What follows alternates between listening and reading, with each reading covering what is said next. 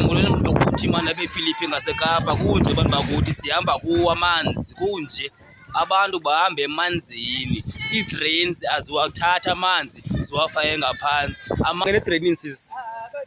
yu uthi ungene edolweni yu adabe nje edolweni yu sisi waphinda uhlale yiphi ngo ikansile lapha ndiyazi noma ndingathilele nokwenziwa because ii-drain zalapha soloko zibhlokoko le drain okokuqala nangapho naleyayiphaya iyabhlokiswa ndiyazi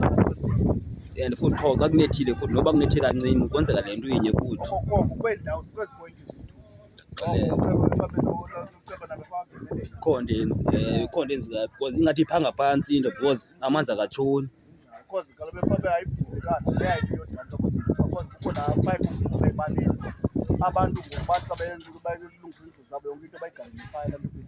bayigala ebaleni wathini uyayishindla kho le ndlu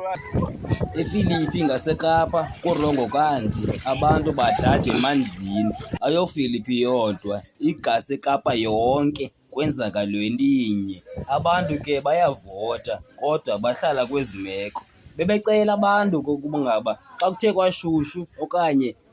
bazanyelwe ukuba ii-drains zigutyulwe laa nto ingaphantsi ukwenzela abantu bakwazi uba amanzi xa ethe afika olu hlobo angene ngaphantsi izindlu zabantu olu hlobo ziyachaphazeleka abantu bahamba emanzini